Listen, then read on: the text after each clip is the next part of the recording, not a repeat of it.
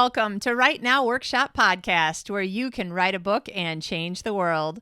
I'm your host, Kitty Bucholtz, and this is episode 186, the first SPS live event and overview, coming to you on Thursday, March 12th, 2020. I'm in London. It's very exciting. I'm podcasting from London. Now, my original plan when deciding to put more podcast equipment into my single bag than clothes, so I'm wearing only t-shirts this week, nothing that makes me look at all, not anything nicer than a t-shirt and jeans, which is actually normal author attire, right? When I decided to bring all the podcasting equipment, I still had it in my head that even though I found out, I think it was the day before, it wasn't the morning of, it was the night before, that I was supposed to leave on the plane, that London Book Fair was canceled. No! Bad coronavirus.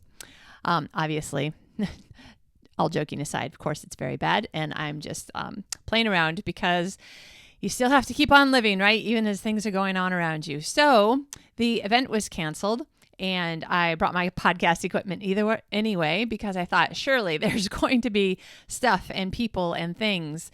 And there have been. I mean, it's only Tuesday at the time that I'm recording this, and I just had an amazing day yesterday at Mark Dawson's self-publishing show's first live event.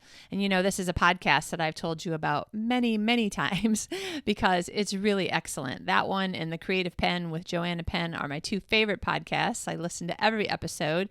And even now at the gym, now that I have this schedule where I'm at the gym a lot more, yay. Thanks, Joe. I am even catching up on the episodes that I didn't get to listen to because I was busy working last year and commuting with my husband, and therefore didn't really have any time on my own to just listen to podcasts. So these are that good. Listen to these podcasts if you haven't listened to them yet. So here I am in London. Yay. Look at this completely awesome hotel room that I'm in. I tried to find something that was going to be okay for working. So it's got this little teeny tiny desk that like pops out from the wall. It's pretty cool. And it's actually way cooler than it seemed online. You're traveling by yourself. You don't know the area. I've only been to this city once, and that was like for 2 days. And I was with my husband. So there was just a lot of things like I don't know anything about this area, and I didn't want to get some kind of hotel that I was like, holy crap, does this place rent by the hour? I ended up getting this gorgeous place. I honestly don't want to leave. And I'm meeting new friends tonight for dinner. And of course I want to do that, but I also just don't want to leave because above my head, there's even a loft. I totally want to just go upstairs and sit on the loft bed and write or brainstorm, or I don't even care. Got a teeny tiny little kitchenette here. I mean, literally, I could just hole up here for the whole rest of the week and be very, very happy. But I am here to meet people, talk to people, interview people. I have got so many great guests coming up on the show. I'm so excited. I hardly can stand it. But today, what I wanted to do, partially because the idea of trying to interview people yesterday when we were in the middle of doing this big event followed by another event was just like definitely not going to happen. And I just wanted to tell you about it. So if you don't know anything about it, you can just go to selfpublishingformula.com, learn more about all the different things that they're doing. They have a podcast, and through the podcast, they decided that they were going to do a live event for all of the people who are listeners, who are members of their classes, and just pretty much present a bunch of information that has to do with what we're all doing, which is self-publishing. And not just self-publishing, not just making our books into a form that we can put up on the internet and try to get sales, but all of the things that come with being a business owner, being an entrepreneur, all the things that we need to learn about marketing and promotion, the things that we didn't really talk too much about businessy things like taxes and that sort of thing, because that's going to be different for every individual. And specifically, this particular event was intended by an entirely international audience. Of course, I came in from Sweden. There was a ton of UK people here, of course, because this is, their home, not too far away. There was also people from as far away as New Zealand. I met someone who came in from Seattle. I'm thinking, wow, long plane rides. But it was a great event. So I thought I would tell you a little bit about it. I'm even wearing my event t-shirt, which says Mark Dawson's self-publishing formula on the top part of it. And yeah, I was just so excited. So here's the other thing. The other reason I wanted to tell you about this is because it gives me another opportunity to tell you that if you are more or less sitting at home by yourself writing all day or an hour a day or an hour a night or whatever, but you by virtue of what it is, writing is a by yourself activity. Even if you're co-writing or collaborating, there's a point at which you're not brainstorming anymore. You're not thinking of things together that you will do. It's pretty much still going to be you and your computer by yourself, even if you're co-writing, unless you're literally sitting in front of one computer and both of you talking at the same time and one person typing. I'm sure that there is somebody who does that, but I don't know anyone who does that. If you're watching on YouTube and you're like, man, she just moves around so much, she's distracting. This really, really hard stool I'm sitting on is really distracting. And let me just ask you, like physically, if God designed you so that your all of the extra weight that goes to your butt is on the outside of your butt, why can't it be that soft, cushiony part that we sit on instead of the hard part of our bones that connects with the hard part of chairs and makes them so uncomfortable? I don't know, but these are things that perhaps I'll have a character explore. Anyway, London, awesome. It's had quite a bit of sun considering, that it's known to be a rainy place. It's also had quite a bit of rain.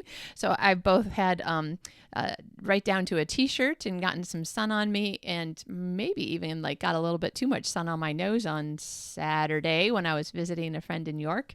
But I've also gotten soaked almost through to the skin as well. So yay, good to experience a new thing.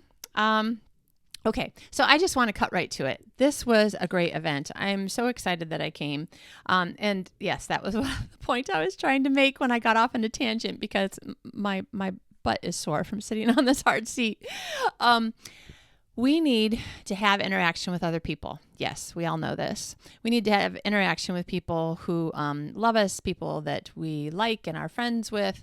But we also need to make sure that part of that group of people includes writers. And not all of us have that opportunity. I talked to a couple of different people who, live maybe in a small town or in the country or wherever, that don't really feel like they have many or any other writers in their circle that they can meet with face to face and have conversations over coffee or whatever. So I have to say that I think of the part of my manic feeling of most of yesterday was just like, oh my gosh, I'm with my people, like people who really understand me and get what I'm thinking, and they know what I'm trying to do because they're doing it too. People who understand the problems that you have and don't give you a blank look when you try to explain anything in any small amount of detail. It's people who are like, yes, totally, I get that problem. And in fact, this is what I did to, work around it. Oh my gosh, feels so good to be with other writers. So if you can find a way, make a plan, save up money. If it's something where you have to go away to find other writers to hang out with for a day or a weekend, save up the money and do it, because it'll make you feel like, I just feel better because I'm with people who understand me. Okay, so having to do with all the people that are people that understand what you and I are going through as we try to have careers writing books and making a living from it. I just thought I'd kind of start with the top of the day and kind of tell you what it was like. It looks like they're probably going to do it again next year. So it did originally, before the coronavirus stuff, it did sell out the first 2 or 3 times that they released tickets, and they kept having to get a bigger venue. So if next year the whole world is a lot healthier, I would suspect that it will still be a situation where everybody talked it up and said, oh my gosh, it was great. I loved it. I can't wait. And it'll, even with this much larger venue, may still be a thing where tickets get sold out rather quickly. So head over to the website if you want to learn more about it and keep up with, this kind of information. So this is what happened from the beginning. So first we had a panel on. Oh, wait a minute. Was this on a panel? Nope, this one wasn't a panel. This was Mark Dawson interviewing L.J. Ross, whom I've heard a lot about, but didn't really know that much about her. She's sold over 4 million books that are all self-published. Wow. And some of the things that she said as far as things that she wishes she had done earlier, this is why I wrote it down to share it with you. She would have invested more money in editing at the beginning. So like now she's like, yep, the books are fine. Like I'm happy enough with them, but I would have invested more money and edited them even better if I had known, how all this was going to take off. And remember, everything that I'm telling you about, this is secondhand information and me telling you what I, heard from them, which may or may not be. As you know, when you're not quoting, but talking about what other people said, it may not be 100% accurate according to what they thought they said or meant. But anyway, more editing in the beginning. This is always something that I hear from people who have gone relatively quickly from first book to fair success. And I would say, yeah, she's got fair success at 4 million books sold. So keep in mind that if you are thinking, well, this is edited enough and it's what I can afford right now, just ask yourself, is there anything else? Like if the world were a perfect place and I had all the money in the world, would I do more? And if you think the answer might be yes, then consider asking yourself, is there someplace else that I can get money from? By not spending something, canceling my $50 a month HBO subscription, or, is there someplace that you could get a little bit more money if you think that really in a perfect world you would have spent a little bit more money on editing? So give that some thought. The other thing is that she would have started her email list sooner. This is another thing that people talk about all the time. And in fact, it was mentioned several times during the day by different writers. The value of your email list, it actually does have a monetary value, even though the math and calculating behind it is too much for a podcast. But the fact is that it may well be the only place where you have full control and own the information that's going out to your readers. So for instance, if you sell 100 books on Amazon, of course, that's fabulous, but you don't know who your customers are unless they contact you. You don't have any way to contact them again to let them know that book 2 came out unless they happen to have hit the follow button on Amazon, in which case Amazon will probably send them an email when you publish the next book. But you have no way of getting in touch with them in really any sense. So if you have an email list, now you have control over how often and what kinds of information gets sent to your readers, and you can make sure that they know the things that you want them to know. Not only when your books are out, which they may know if they're following you on Amazon, or know when your books are on sale, which they might know if they're following you on BookBub, maybe. But just all the other kinds of information that you want to be able to tell them. Like maybe you're going to start selling in another store, or maybe you're going to start selling in another country that you weren't in before. These are important things for your readers to know, right? So email lists, very important. The other thing she mentioned, and I mention it because there are probably people listening who have children, even though I don't, is that LJ said that she has a 6-year-old son. And when he's home and he's around, that's his time. So she doesn't do writing when he's home and around. She does it when he's at school or sleeping or whatever. So I took that to mean that that's part of how she helps keep some balance in her life, which sounded good and healthy. And she also said, though, that because she makes that a priority, there are times when she has to work late at night, and that can be difficult. But it was just a matter of choosing priorities.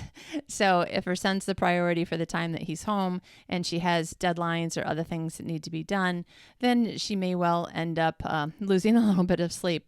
So you can give some thought to how you want to do your prioritizing.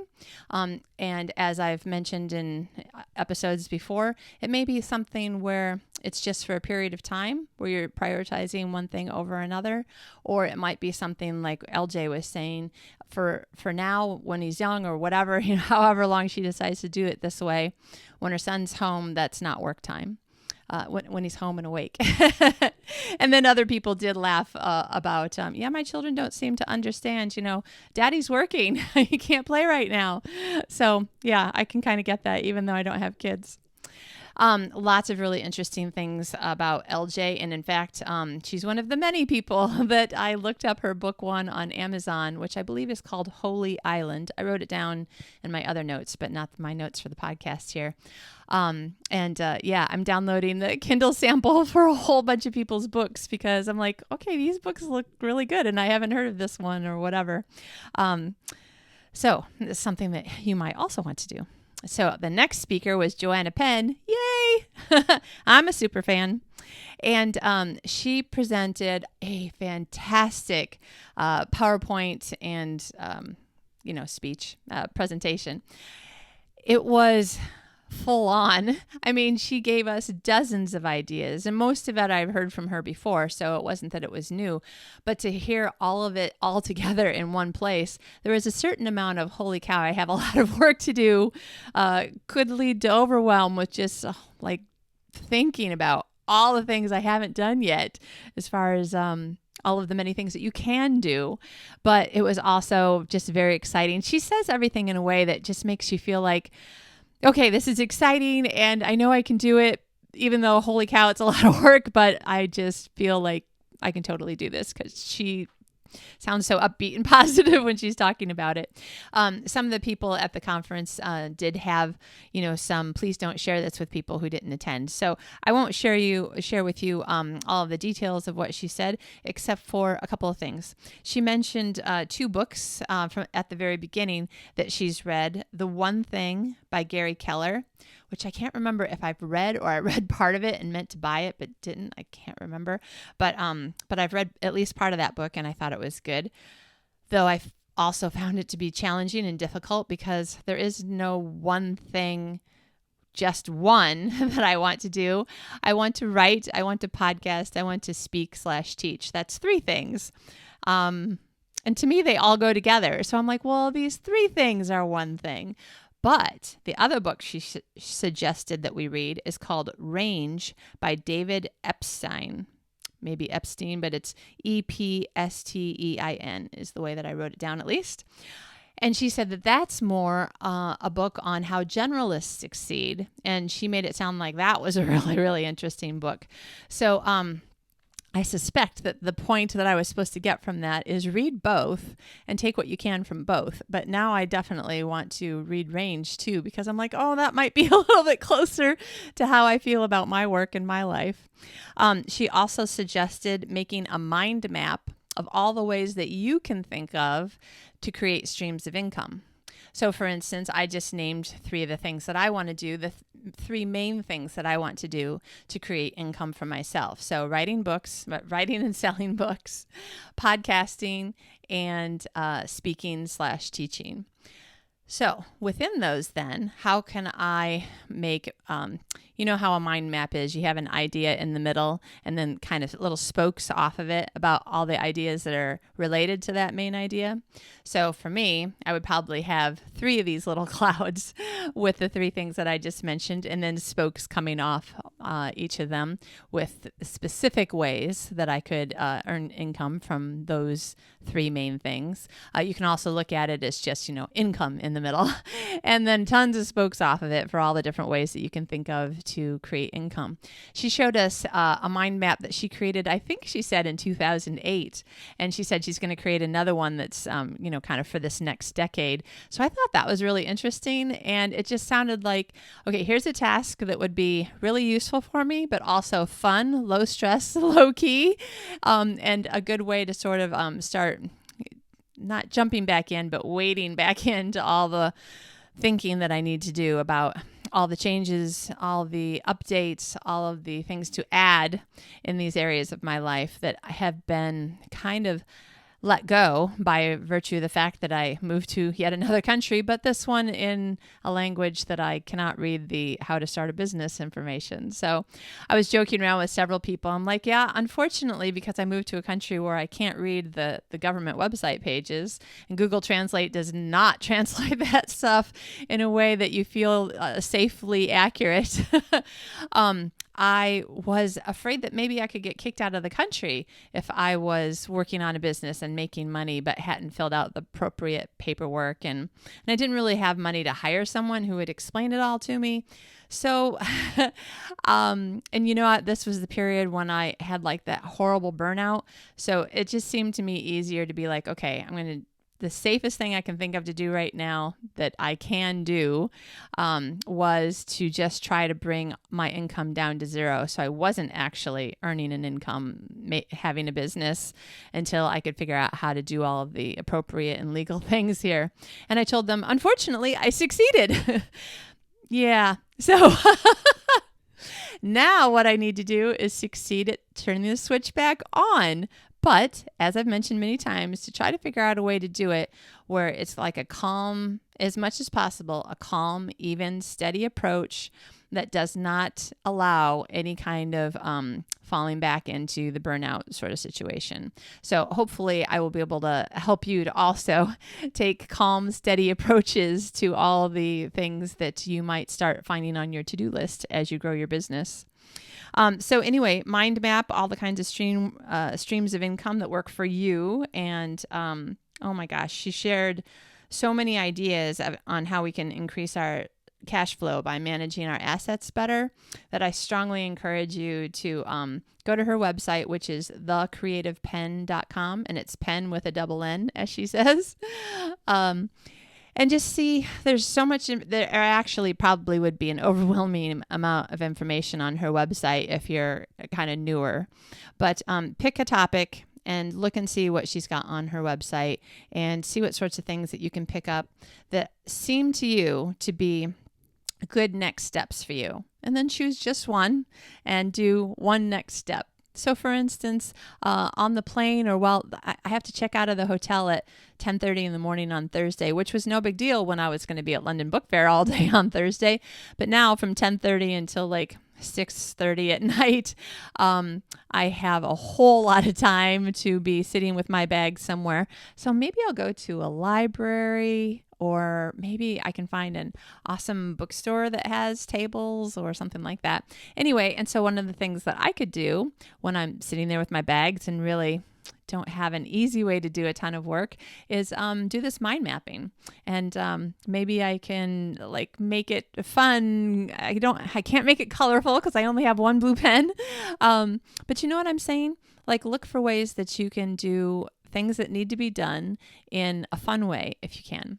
Or in short bursts, like if there's something that you need to at least start thinking about it, but it seems like an overwhelmingly big thing, maybe just set your alarm for 15 minutes and only think about it, write notes on it, read about it, whatever, for 15 minutes. And then just stop and think like, okay, is my brain full? Do I need to think about this first before I move on to the next 15 minutes worth? So those are some ideas on how you can get the information into your head, start figuring out what you want to do without getting overwhelmed by it all.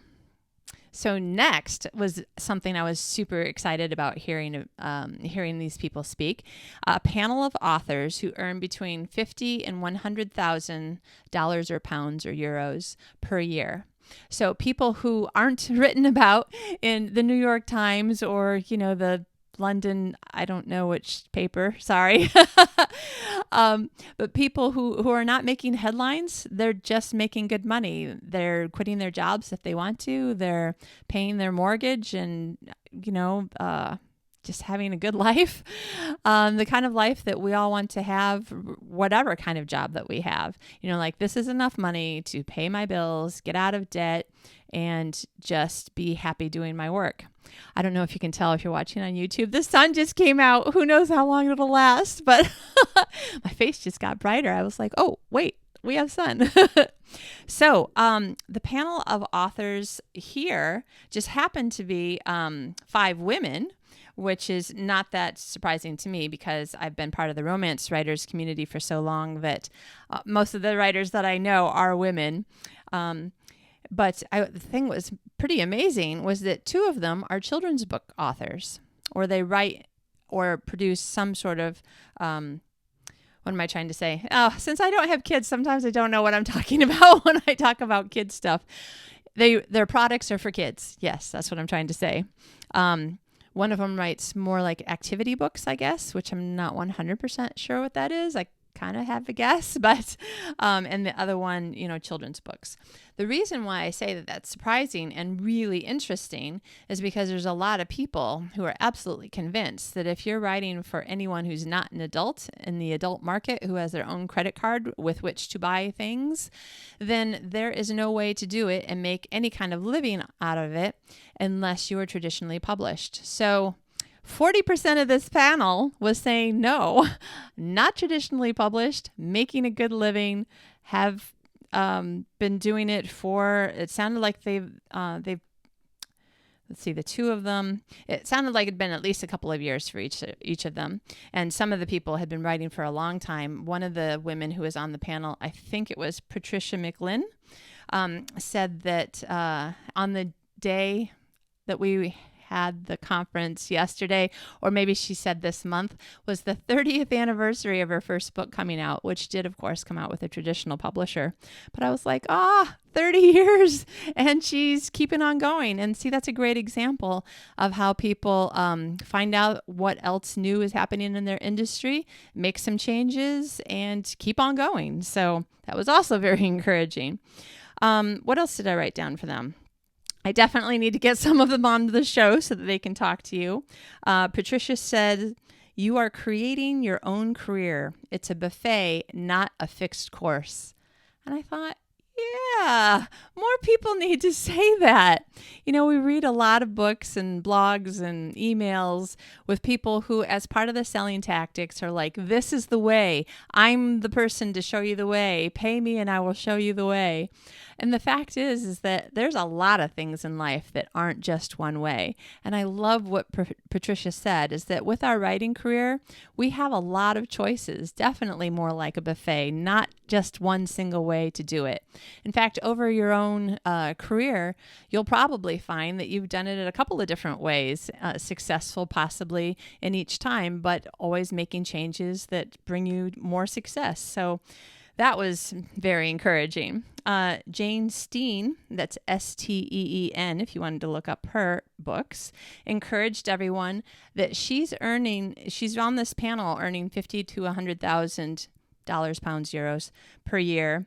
And she's doing that with just 4 novels out. And I wasn't sure if I'd written that down right, so I went and looked her up on Amazon, because Amazon is my search tool when it comes to books.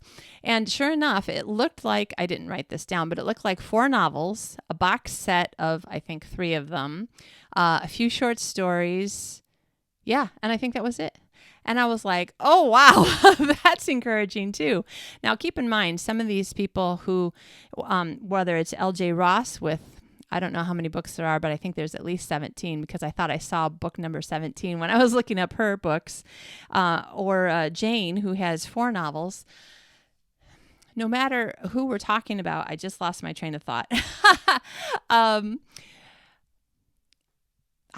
forgot what I was going to say. But anyway, I'm just going to keep on going. It was very encouraging that no matter what you're writing, that's what I was going to say, that these people do seem to mostly be writing in a series. Even if, now I don't know if any of these books are standalone but related by virtue of location, or if they're like a series where you have to read book 1 before book 2 in order for book 2 to make the most sense. But they're writing and publishing their books in such a way so that at least the reader has a feel like all of these books go together. I should read them together. So that's another good thing to keep in mind. Different from the fact that I have one book in my Traverse City in Love series that's chick lit, and then a book and a short story in my The Strays of Loon Lake series, which is sweet romance / sweet romantic comedy, and then 2 full-length books and 2 short stories, and obviously short story not meaning 5,000 words, but technically a novelette, but nobody uses that word really unless you're a writer, so I don't use it. But anyway, superhero series has a long book, a short novel, and then 2 of these long short stories. So there isn't any easy way for people to want to go from one thing to another. So when you have some way of tying your books together so it looks like these books all go together, it would seem like a lot of people are finding that to be the easiest path to success. So this is just me giving you my opinion on what I think of it I was hearing.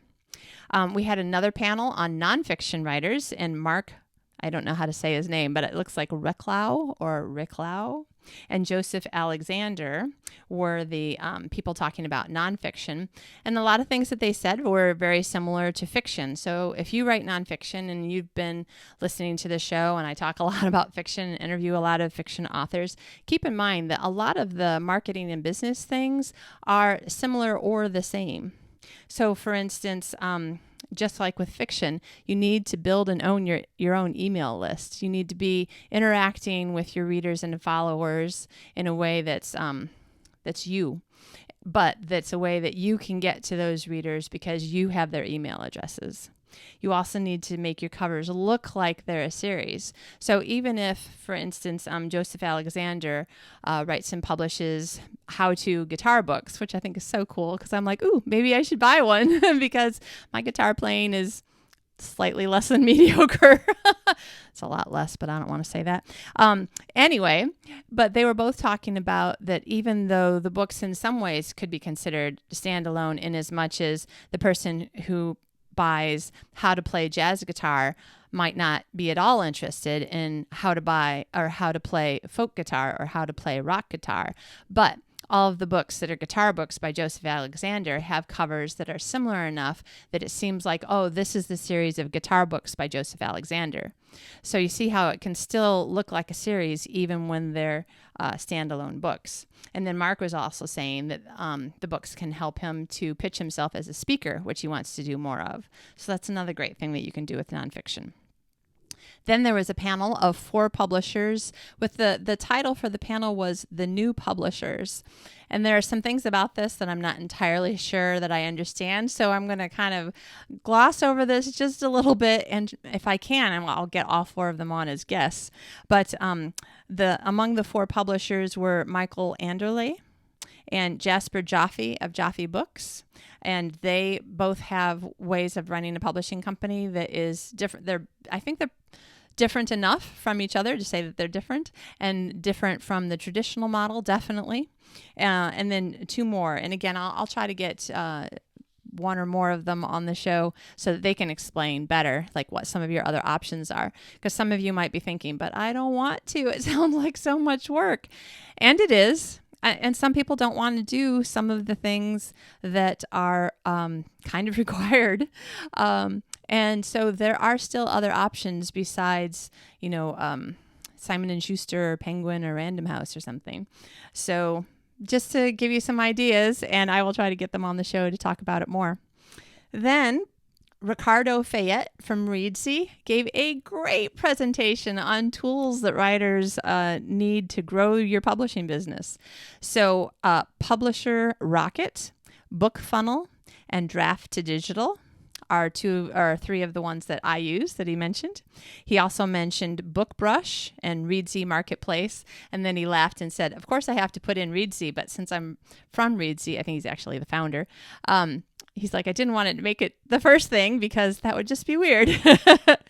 So BookBrush, I only just heard about maybe a week or 2 ago myself. I think it has to do with social media images, using your book for like ads and other kinds of social media stuff that is aimed at authors. So I don't know. I'm totally going to check it out. And of course, Reedsy Marketplace. Great thing. I'm going to get Ricardo on the show. He's going to come on. Yay. And he can explain more about what Reedsy Marketplace does. Let's see. Oh, and then he did a comparison of email providers, looked at various formatting tools, and talked about reader links. That is a really interesting one. You know how if your book is for sale on Amazon in the US, Amazon in the UK, Amazon Australia, Kobo, Apple iBooks, if it's for sale on all these places, if you put every single link in, say, an ad or a blog post or something like that, like it's too much. It's just too much. But you can use a reader link so that you can just put one link in, when readers click on that one link, they get taken to a web page that has every single link for all of the places that your book is sold, so that readers can click on the store that they want to buy at. And if I understand it right, the Draft to Digital folks, which have a reader link called Books to Read, it's the number 2. Also, if you're looking it up, Draft to Digital is draft, the number 2, digital. So Books to Read, I think that reader link does include, or they were saying it will soon include, audiobook links also. So yay! Definitely something that we want to all be using. Then Orna Ross of Alliance of Independent Authors, who I've been listening to her on and off for years, and I think that I really need to join Alliance of Independent Authors. I've heard that from many people, and I think that's going to happen this year. She moderated a Q&A with Ricardo and Dan Wood from Draft to Digital and Corey Aldrin from Bookbrush, and they answered a lot of marketing-related questions. That was great. It's sort of hard to describe Q&As, because they're not structured. There isn't like a certain thing that happened in a certain order, things that got said in a certain order. It's just Q&As, but they were all really interesting about all the different things that they can already tell you that are helpful in your marketing and promotions and ways to make those things easier for you, etc. And then finally, end of the day, Mark Dawson, yay! I mean, he is, after all, the guy that we've been listening to on the podcast, along with James Blatch, and the one who started the whole, ads for authors course and the self-publishing 101 course. So everybody was happy that he took the stage, and he shared what he's learned from his 10 years in publishing, selling 3 million books, the 8 big mistakes. He's got a great self-deprecating sense of humor, so it was really fun as well as informative. There was lots of things this week. I was going to say this weekend, but it was only one day. There's lots of things on Monday, maybe so far as to say most things that I already knew about. Not very much new. It was really good to hear it all together right away, in one day, because it helped me to remember all the things that I needed to improve or things I needed to do that I haven't done yet. So that's another thing to remind you about writers' conferences and that sort of thing. There are times when you really don't know anything and everything is new and you feel like, wow, that was amazing. I got so much out of it because it was so much information that I didn't know, that I didn't even know I needed to know maybe. But other times, I really find it helpful to think of these sorts of events as something that they're great reminders for me to pick out the things that I'm like, oh, I haven't been doing that very well. Or, oh, that's a different way of doing it that I haven't tried at all. Or, oh, yeah, those are like the 4 things or the 15 things that I know I need to do. They're on my mental to-do list, but now it's like to the front of my mind again. And I'm thinking, okay, what order am I going to do these things that I am being reminded need to be done, that I'm being reminded I haven't actually done yet? So it can be a difficult thing sometimes, trying to decide, am I going to spend the time and the money to go to something, or what if I don't feel like I've learned anything? But I think it's good to remember that sometimes the being reminded of what you need to be doing and being around other people who might be some of the only people who really understand what your life is and what your what all of the decisions are that you have to make, that sometimes gets a little stressful trying to figure out how to make them because you sit by yourself with no one to talk to and try to make these decisions. I think that they still can make a conference be extremely useful, even if while you're there, you're thinking a little bit, as I was, I know a lot of this information because I listened to your show. There isn't very much new. I felt a little bit like it was preaching to the choir, but I also like, let's just turn that over to the what am I trying to say? I have so many thoughts in my head. Looking at that example, preaching to the choir, that's the wrong word. Let me just say, when I go to church and I sing in the choir, I still want to be preached to. I don't want to sing in the choir and then leave before the sermon. Like, I'm there for the music and the sermon. So I'm just saying that preaching to the choir is not really a bad thing. And so this was definitely one of those experiences where it just felt like this is fabulous and I love it. And oh yeah, thanks for reminding me of all the things I still haven't done. So I really want to encourage you, even if you think that I'm just not in a position anymore where I need to be taught anything. I know the things I need to be doing and I'm working on it. Well, maybe you're just not a conferencey type of person, or you don't feel like it right now or whatever. But if you're thinking, I know I don't need to be taught this again because I already know it. Oh, I just want to have you rethink that just a little bit and just ask yourself, but hanging around all of these people, having conversations afterwards, getting that little nugget of something that you hadn't thought about quite that way. Like I'm still thinking about Patricia's saying that the writer's career is a buffet, not a fixed course, because it's like, yeah, that's right. When somebody else says this is the way you need to do it, then I need to remember that I have the freedom to go, is it? Like, let me just think about it a little bit and be like, okay, that part definitely will work for me. That part won't. Like I mentioned to you a few weeks ago that I finally have decided again, to cut myself free from the confines of other people saying I need to write every day, because it doesn't really work for me. I feel like I'm in and out of the book, in and out all the time, and I don't like it. I like to sit down for the whole day, but I can't sit down for the whole day. So I have a couple of days set aside that they're just for writing and nothing else is supposed to be on that day. And then I'm just such a happy kitty because I'm sitting down writing all day and getting about the same amount done that other people would get done if they wrote for a couple hours every day. So there's so many little things that people might say that will end up making you think just enough differently that it gets you, remember I told you about that book about if you could just get 1% better every day, you'd be something like 300 and some crazy number, 32 times better than you were at the end of the year. There's all these reasons why I think that this is really useful. So take it with a grain of salt, but I do hope you at least think about it. These kinds of conferences can be really good for your soul, good for your writing soul, as well as good for practicalities. So if you're interested in learning more about Mark's stuff in particular, because that is, after all, why we were here, because it's Mark Dawson's self-publishing show and self-publishing formula, go to, that website. So the podcast changed to Self-Publishing Show, but the website is still called selfpublishingformula.com. You can learn more about the podcast, all of the lots of things that Mark is doing and offering to writers there. And also, as of this date, there's about another week or 10 days of the Self-Publishing 101 class still open to new customers. Yay! So if you are a writer who's like, okay, I think I probably need to learn step by step with video instruction exactly what to do and how to do it, this course is awesome. I signed up for it because I had been hearing Mark when he first put it out. I had heard him talk about a couple of things where I'm like, okay, 90% of the course I know how to do, but I don't know how to do this one thing that he's talking about, and I don't really know what it is that it's even about. Can't remember exactly what it was. And I thought, you know what, even for that 10% that I couldn't figure out what he was talking about, it was worth it to me to buy the whole course. And I actually went through it all just because I didn't know where I was going to find that he had a little tip that I was like, ooh, okay, I didn't do it that way myself. This sounds better.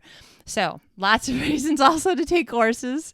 But his Self-Publishing 101 course only opens 1 or 2 times a year, and it's open right now. So if you are listening to this anytime in mid to kind of late-ish March, you know what? I should have brought it up, but today is the 10th while I'm recording this. It's the 12th when you're getting this. So I think you have about 13 days until the course closes. So I think it's around the 25th that it closes. And there's probably information and videos and stuff giving you an idea of what the course is about. So you can get more information there. Okay, that's everything. See what I mean? It was an amazing day, and I met so many new friends. Of course, you know me well enough by now. If I meet somebody, they probably are my new friend. But seriously, there was so many fabulous people, and I'm going to have a bunch of new writers on the show. So I've had a lot of traditional authors on. And they've been talking mostly about the writing process and to some degree what it's like to be working with a traditional publisher. One person actually talked about getting the call from their agent that they were selling to their very first book to a traditional publisher. So we've talked to some degree about the traditional publishing process. I've talked a little bit about the self-publishing process, but probably not a ton. I don't think that I've actually overspoken on it. And I can't remember. There've been a few people that have been on the show that are self-publishing, and I'm not sure how much they were specifically talking about that. Like Deborah Holland was on talking about Kindle World. Name escapes me right off the top of my head, was on talking about creating her own audiobook, actually, being the narrator of her audiobook, and other people who are self-publishing, but maybe we're just talking about one little aspect or another. So I'm super excited that I met a lot of people who are more successful than me, and they have more to teach you than I do, who are going to come on and tell you more things about what they're doing within their genres also. I met several dystopian fantasy authors. I'm like, I don't think I've had anybody on talking about dystopian books. So, so many people. So this is going to be a really good year for the podcast. I'm excited. I hope that you've gotten some interesting tips. Now, obviously, there wasn't very much in the how-to part of the show, but hopefully what you'll do is you'll Google some of the people and companies that I talked about and find out more about what they do and whether or not they're doing things that you would find helpful in your career right now. So I guess after that, it's just to say, hopefully you have some time for writing this week. You've cut out some time and said, this is my writing time and nothing's going to stand in my way. And you get some good stuff done. I am hoping to spend a good amount of tomorrow writing. Maybe writing and brainstorming, because if there's people around, I'm going to be wanting to hang around writers for as long as I can this week. But also brainstorming, super good thing, but you actually need to put the words on the page, right? So I'm challenging you and me. Let's get some words on the page this week, even if we're still at the beginning stages of a new book, which is where I'm at. And we'll talk about how much wonderful work we got done when we see each other again. All right. Have an excellent week. Happy writing, and we'll talk to you again soon.